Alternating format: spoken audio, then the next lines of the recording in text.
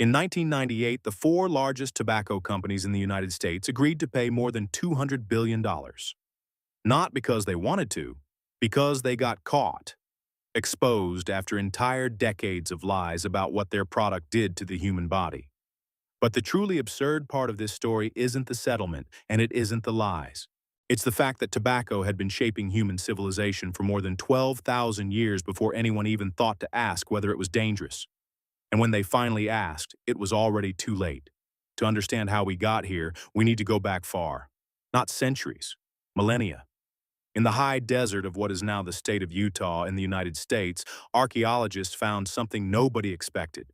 Wild tobacco seeds inside an ancient hearth roughly 12,300 years old. That makes tobacco one of the oldest plants humans ever used deliberately. Long before agriculture, long before cities, long before writing, people in the Americas were already drawn to this plant. Not to smoke it the way we imagine today. For indigenous peoples, tobacco was a sacred plant, a bridge between the physical and the spiritual world.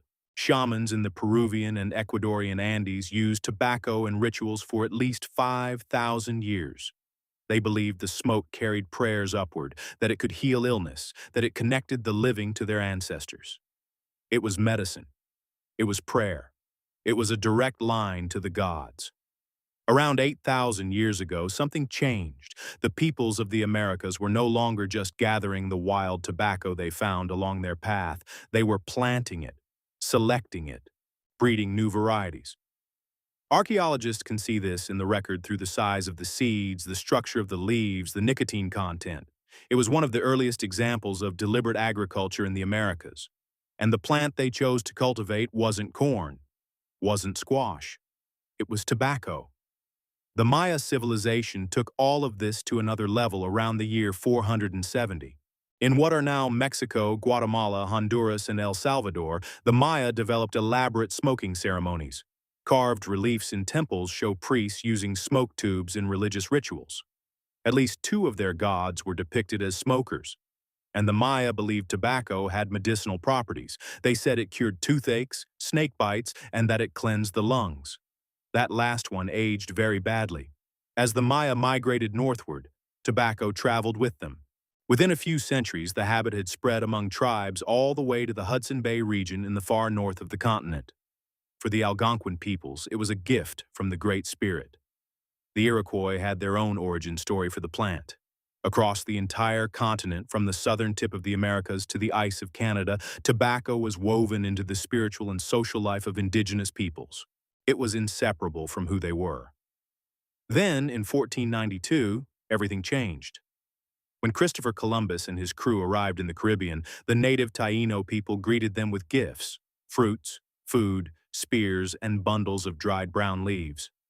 Columbus had no idea what to do with them. According to accounts, he threw the leaves away. But other members of the expedition watched the Taino roll these leaves into tubes and light them on fire, inhaling the smoke.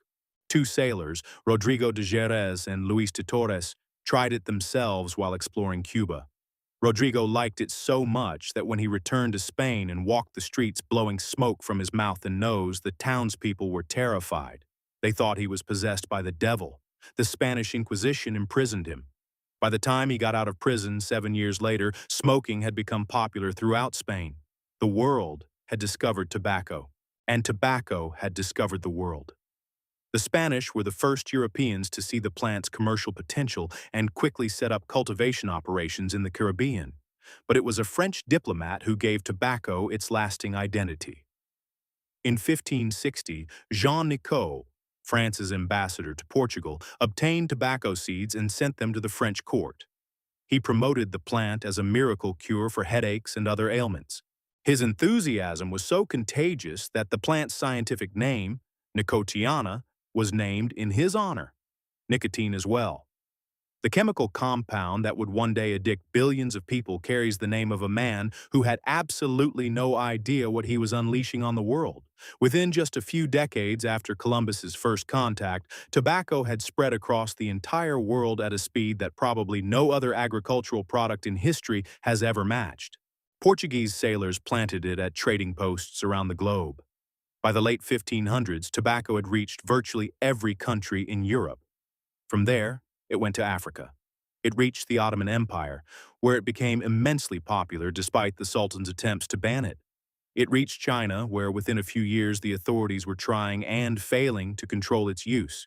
It reached Japan, India, Southeast Asia, all within a single human lifetime. The world had never seen anything spread so fast. Tobacco crossed every border, every culture, every religion. It didn't matter whether the society was Christian, Muslim, Buddhist, or anything else. The plant found a way in. Not that there was no resistance.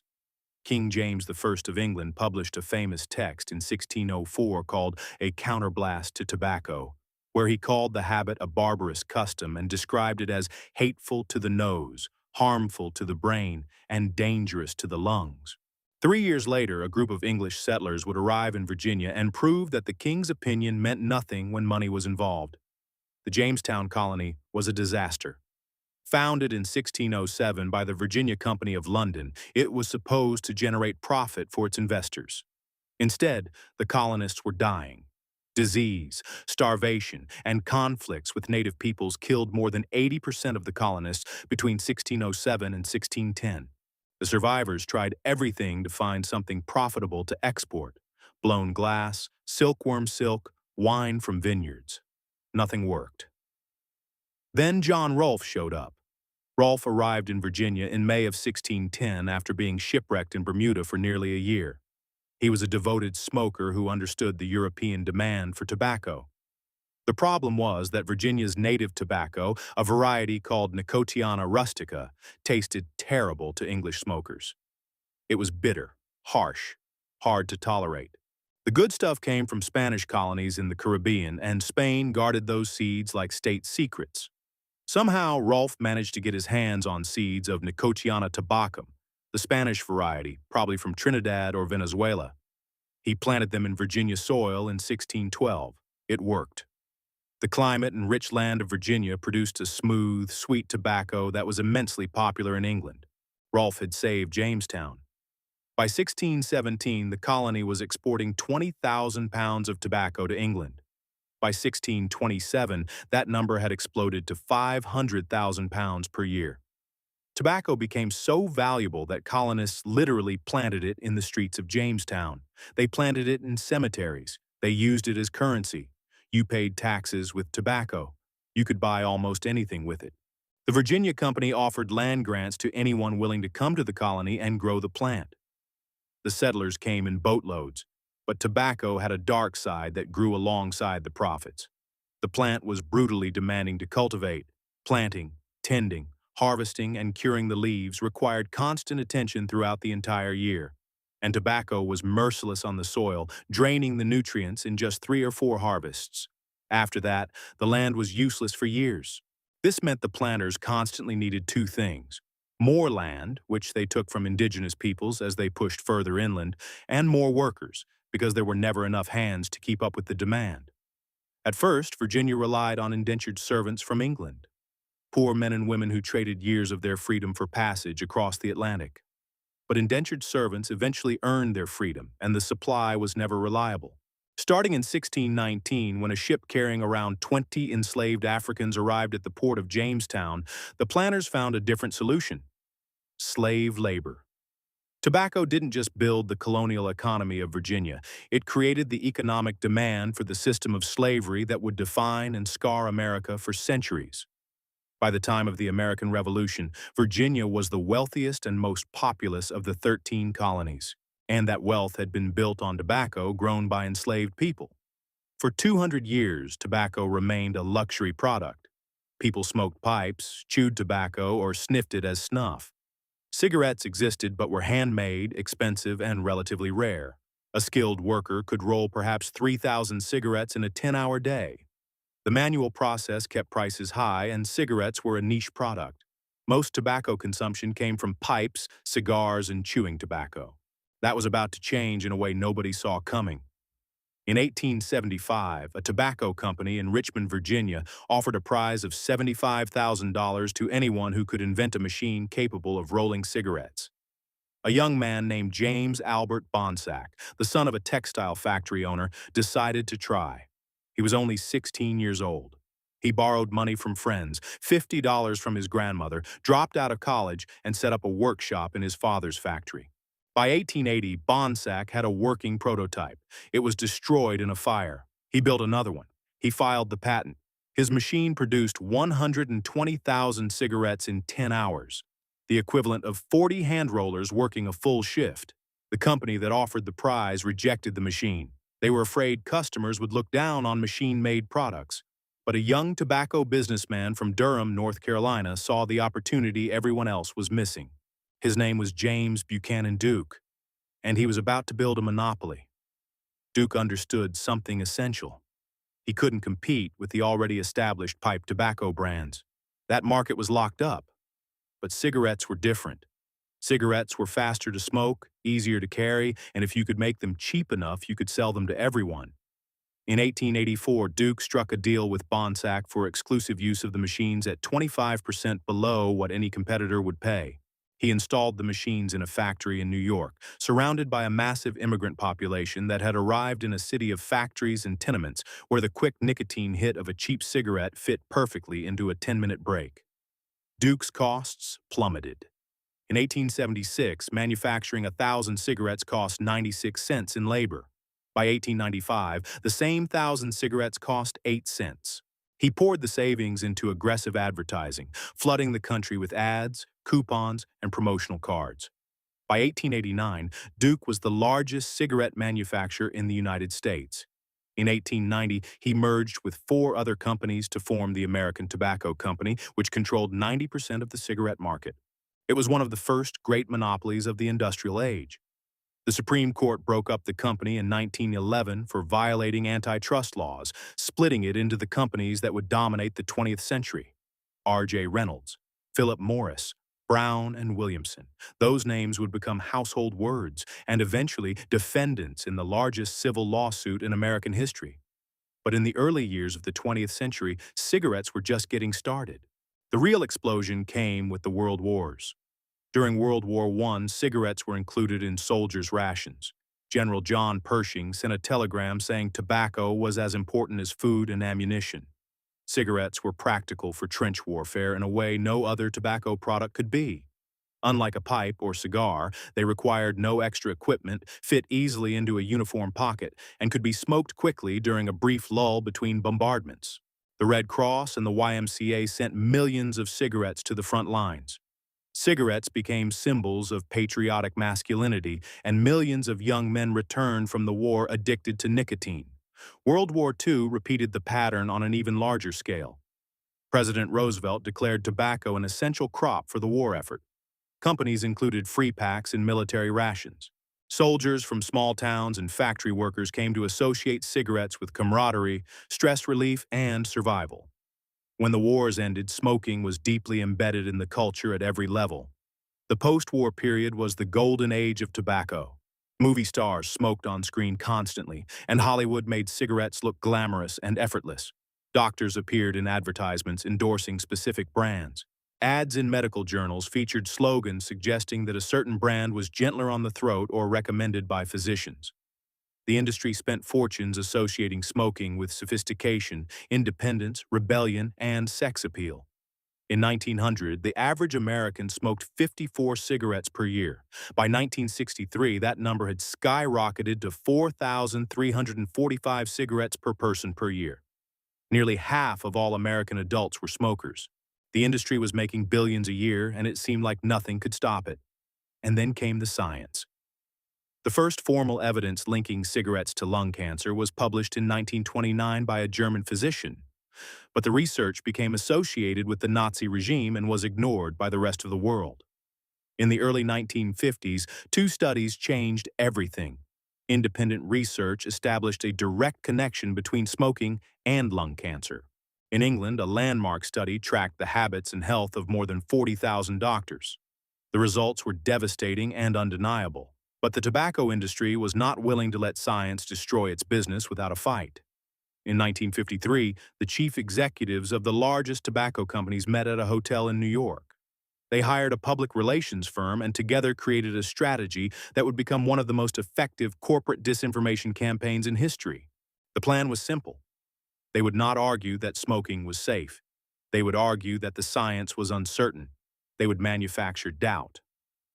The companies created the Tobacco Industry Research Committee, which sounded like a legitimate scientific organization, but existed primarily to fund studies that would muddy the waters. They hired scientists to question the methodology of the research linking cigarettes to cancer. They spent decades telling the American public that the question of whether smoking caused cancer was still open. Meanwhile, their own internal research confirmed exactly what the independent scientists were saying. The internal documents that leaked years later revealed the depth of the betrayal. The tobacco companies knew nicotine was addictive. They knew cigarettes caused cancer. They knew this and suppressed it while spending billions to convince new customers, including teenagers, to start smoking. On January 11, 1964, the United States Surgeon General held a press conference on a Saturday morning. He chose Saturday on purpose so the stock market would be closed when the news reached the public. His report concluded that cigarettes were a direct cause of lung cancer in men and a major contributor to heart disease, chronic bronchitis, and emphysema. Smokers were 70% more likely to die from a heart attack than non-smokers. At the time, 42% of American adults smoked. The report shocked the nation. But it did not stop the industry. Not even close. The industry adapted. It poured even more money into lobbying. It targeted women and minorities with specialized marketing campaigns. It expanded aggressively into international markets, especially in developing countries where regulations were weaker and populations less informed about the risks. For decades, tobacco companies successfully defended themselves against every lawsuit filed by dying smokers and their families, arguing that the warnings on the packages were sufficient and that people had chosen to smoke of their own free will. But in the 90s, the walls began to close in. In 1994, internal industry documents began leaking to the public. These were not rumors or speculation.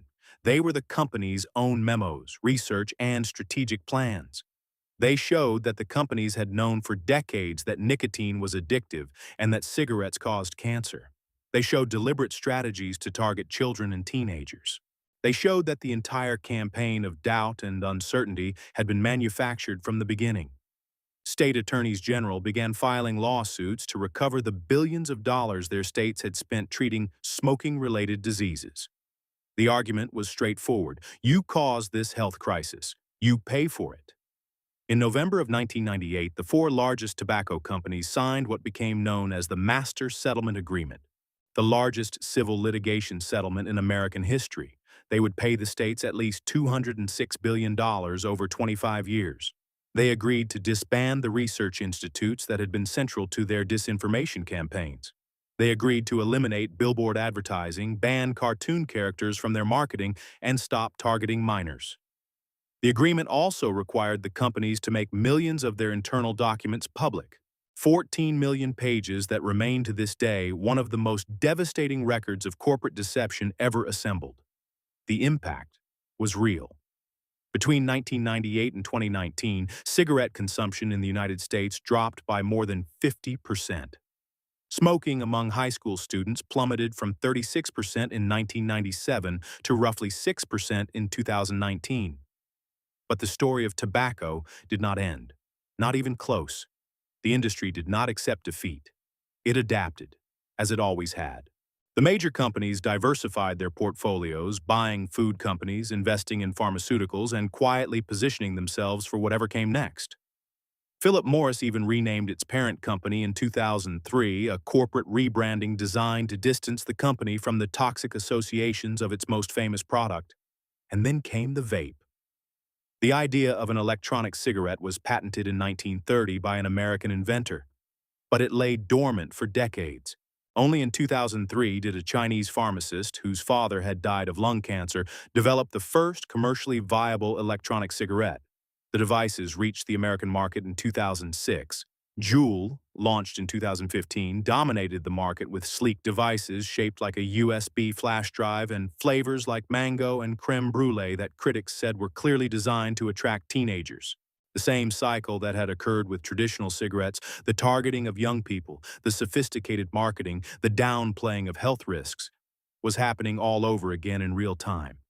Only the delivery mechanism had changed. The addictive chemical at the center of it all was still nicotine. When you step back and look at the full arc of this story, from those ancient seeds in a desert hearth in Utah 12,000 years ago to the vapes in high school bathrooms today, one thing becomes impossible to ignore. Tobacco was one of the most consequential plants in human history. It financed colonies, built empires, enslaved millions, created fortunes, corrupted science, killed hundreds of millions of people. And it's still going. The World Health Organization estimates that tobacco kills more than 8 million people per year worldwide, more than HIV, malaria, and tuberculosis combined. It remains the leading cause of preventable death in the United States and in most of the developed world. A sacred plant that indigenous peoples used to connect with their gods became a tool of colonial exploitation, an engine of industrial wealth, and finally a weapon of mass addiction. The industry lied about the science for decades, paid hundreds of billions in settlements, watched its customers die by the millions, and then found a way to sell nicotine to a new generation through a different device. The names changed.